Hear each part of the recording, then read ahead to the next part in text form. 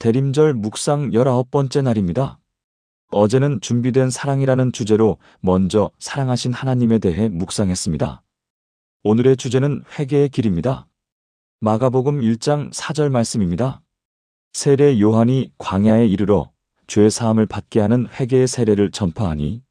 마가복음은 예수님의 사역을 기록하기 전에 세례 요한의 사역을 먼저 소개합니다. 요한은 메시아가 오시기 전에 길을 예비하는 자였습니다.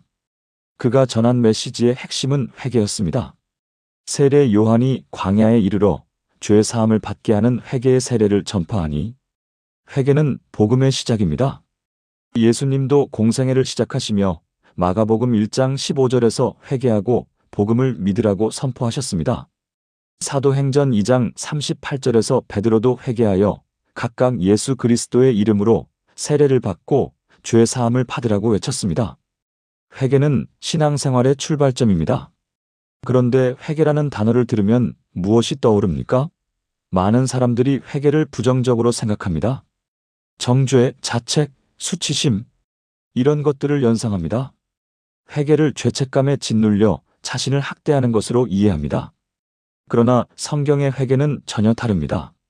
오늘의 핵심 메시지는 회개는 정죄가 아니라 회복으로 가는 문이다입니다. 먼저 회개의 의미를 정확히 이해해야 합니다. 회개의 헬라어는 메타노이아입니다. 메타는 변화를, 노이아는 마음을 의미합니다. 곧 마음의 변화, 생각의 전환입니다. 방향을 바꾸는 것입니다. 잘못된 길에서 돌아서는 것입니다. 구약의 히브리어 슈브도 돌이키다, 되돌아가다는 뜻입니다. 하나님을 떠났던 자가 하나님께로 돌아오는 것입니다.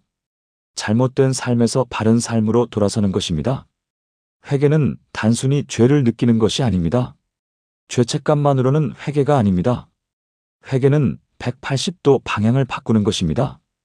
옛 삶을 버리고 새 삶을 시작하는 것입니다. 고린도후서 7장 10절은 두 가지 슬픔을 구별합니다. 하나님의 뜻대로 하는 근심은 후회할 것이 없는 구원에 이르게 하는 회개를 이루는 것이요, 세상 근심은 사망을 이루는 것이니라. 하나님의 뜻대로 하는 근심은 회개로 이어지지만 세상 근심은 사망을 이룹니다. 세상 근심은 들켰을 때의 후회, 결과를 두려워하는 것, 체면이 깎인 것에 대한 부끄러움입니다. 이것은 진정한 회개가 아닙니다. 가룟 유다가 그랬습니다. 그는 예수님을 판 것을 후회했지만 회개하지 않았습니다. 그래서 자살로 끝났습니다. 반면 하나님의 뜻대로 하는 근심은 하나님을 슬프게 한 것에 대한 슬픔입니다. 관계가 깨어진 것에 대한 아픔입니다. 이것은 회개로 이어집니다. 베드로가 그랬습니다. 그는 예수님을 3번 부인한 후 통곡했습니다. 그리고 회개했습니다. 그래서 회복되었습니다. 본문은 회개를 죄 사함을 받게 하는 회개라고 표현합니다. 회개의 목적은 정죄가 아니라 용서입니다. 회개는 죄책감에 머물게 하는 것이 아니라 죄 사함으로 인도하는 것입니다. 요한일서 1장 9절은 약속합니다. 만일 우리가 우리 죄를 자백하면 그는 미쁘시고 의로우사 우리 죄를 사하시며 우리를 모든 불의에서 깨끗하게 하실 것이요, 회개하면 용서받습니다. 이것이 복음입니다. 그렇다면 진정한 회개는 무엇입니까? 첫째, 회개는 자신의 죄를 인정하는 것입니다. 핑계대지 않고 남을 탓하지 않고 정직하게 내가 잘못했다고 인정하는 것입니다. 시편 51편에서 다윗은 내 죄가 항상 내 앞에 있나이다, 내가 주께만 범죄하여 주의 목전에 악을 행하였사오니라고 고백했습니다. 둘째, 회개는 진정한 슬픔을 포함합니다. 죄가 하나님을 슬프게 했다는 것에 대한 슬픔입니다. 다윗은 계속해서 하나님이여 주의 인자를 따라 나를 긍휼히 여기시며 주의 많은 자비를 따라 내 죄악을 지워주소서라고 애원했습니다. 셋째, 회개는 구체적인 변화를 낳습니다. 마태복음 3장 8절에서 세례 요한은 회개에 합당한 열매를 맺으라고 외쳤습니다. 진정한 회개는 삶의 변화로 나타납니다. 같은 죄를 반복하지 않으려고 노력합니다. 새로운 삶을 시작합니다. 넷째, 회개는 하나님께로 돌아오는 것입니다. 단순히 죄를 버리는 것만이 아니라 하나님께로 향하는 것입니다. 탕자가 그랬습니다. 그는 돼지 우리에서 일어나 아버지께로 돌아갔습니다. 회개는 관계의 회복입니다. 다섯째, 회개는 계속되는 과정입니다. 한 번만 하고 끝나는 것이 아닙니다. 마틴 루터는 95개조 반박문의 첫 번째 조항에서 우리 주님이시며 선생님이신 예수 그리스도께서 회개하라고 말씀하셨을 때 신자들의 전 생애가 회개가 되어야 한다는 것을 기도하셨다고 썼습니다. 회개는 평생의 과정입니다. 우리는 왜 회개하기 어려워할까요? 첫째, 교만 때문입니다. 잘못을 인정하는 것은 자존심 상하는 일입니다. 우리는 옳다고 주장하고 싶어 합니다. 핑계를 찾고 남을 탓합니다. 그러나 잠언 16장 18절은 경고합니다. 교만은 패망의 선봉이요. 둘째, 수치심 때문입니다. 죄가 드러나는 것이 두렵습니다. 사람들이 알게 될까봐 두렵습니다. 그래서 감추려 합니다. 그러나 잠언 28장 13절은 말합니다. 자기의 죄를 숨기는 자는 형통하지 못하나 죄를 자복하고 버리는 자는 불쌍히 여김을 받으리라. 셋째, 변화의 두려움 때문입니다. 회개하면 삶을 바꿔야 합니다. 익숙한 것을 포기해야 합니다. 이것이 두렵습니다. 그러나 옛 것을 놓지 않으면 새 것을 받을 수 없습니다. 넷째, 절망 때문입니다. 이미 너무 많이 죄를 지었어. 나 같은 사람은 용서받을 수 없어라고 생각합니다. 그러나 이것은 하나님의 은혜를 제한하는 것입니다. 하나님의 용서는 우리의 죄보다 큽니다. 회개의 축복은 무엇입니까? 첫째, 죄 사함을 받습니다. 본문의 약속입니다. 회개하면 용서받습니다. 이것이 가장 큰 축복입니다. 시편 32편 1절은 허물의 사함을 받고 자신의 죄가 가려진 자는 복이 있도다라고 선포합니다. 둘째, 관계가 회복됩니다. 하나님과의 관계가 회복되고 사람들과의 관계도 회복됩니다. 탕자는 아버지와의 관계를 회복했습니다.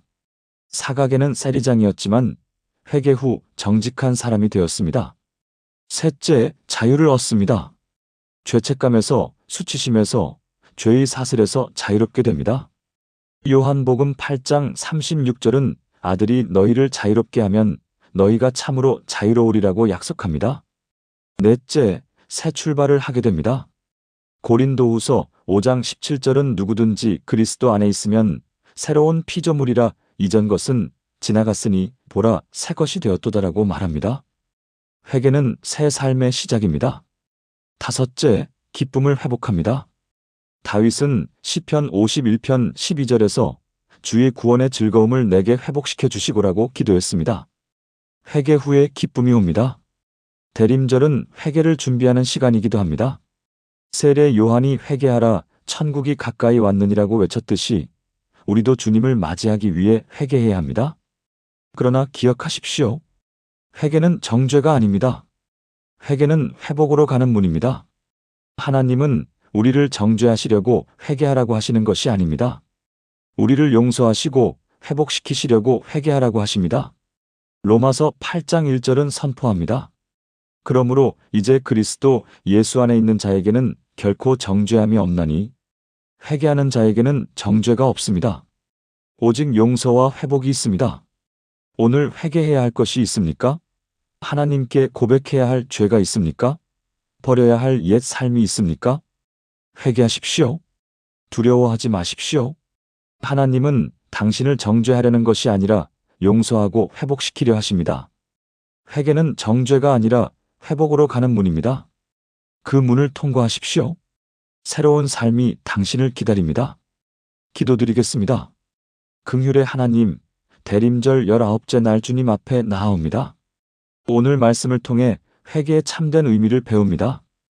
회개가 정죄가 아니라 회복으로 가는 문이라는 것을, 죄 사함을 받게 하는 회개라는 것을 깨닫습니다. 주님이 회개하라고 하시는 이유는 정죄하려는 것이 아니라 용서하고 회복시키려는 것임을 믿습니다. 주님, 고백합니다. 저는 죄인입니다. 핑계대지 않고 남을 탓하지 않고 정직하게 고백합니다. 제가 잘못했습니다. 주님을 슬프게 했습니다. 주님의 목전에 악을 행했습니다. 제 죄가 항상 제 앞에 있습니다. 구체적으로 고백합니다. 침묵 중에 개인적인 죄를 고백하게 하소서. 이 모든 죄가 주님을 슬프게 했다는 것에 마음이 아픕니다. 주님과의 관계가 깨어진 것에 슬픔을 느낍니다. 더 이상 이런 삶을 살고 싶지 않습니다. 방향을 바꾸고 싶습니다. 주님께로 돌아가고 싶습니다. 용서하소서. 주님의 인자를 따라 저를 긍휼히 여기소서. 주님의 많은 자비를 따라 제 죄악을 지워주소서. 제 죄보다 주님의 은혜가 크다는 것을 믿습니다. 우리 죄를 자백하면 미쁘시고 의로우사 우리 죄를 사하시며 모든 불의에서 깨끗하게 하실 것이라는 약속을 믿습니다. 회개하기 어려웠던 이유를 고백합니다. 교만했습니다. 잘못을 인정하기 싫어했고 변명하려 했고 남을 탓했습니다. 용서하소서. 제 교만을 깨뜨려 주소서. 수치심 때문에 숨으려 했습니다. 죄가 드러나는 것이 두려워 감추려 했습니다. 그러나 이제 압니다. 자기 죄를 숨기는 자는 형통하지 못하나 죄를 자복하고 버리는 자는 불쌍히 여김을 받는다는 것을 압니다. 더 이상 숨지 않겠습니다. 변화가 두려웠습니다. 익숙한 것을 포기하는 것이 두려웠습니다. 그러나 옛 것을 놓지 않으면 새 것을 받을 수 없다는 것을 압니다. 변화할 용기를 주소서. 새로운 삶을 시작할 힘을 주소서. 절망했습니다. 나 같은 사람은 용서받을 수 없어라고 생각했습니다. 그러나 이것은 주님의 은혜를 제한하는 것임을 깨닫습니다. 주님의 용서는 제 죄보다 크다는 것을 믿습니다. 절망을 버리고 소망을 붙듭니다. 변화시켜 주소서. 회개에 합당한 열매를 맺게 하소서. 같은 죄를 반복하지 않게 하시고 새로운 삶을 살게 하소서. 옛 사람을 벗어버리고 새 사람을 입게 하소서. 그리스도 안에서 새로운 피조물이 되게 하소서.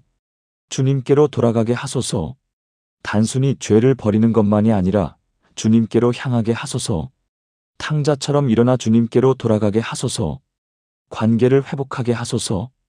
평생 회개하는 삶을 살게 하소서.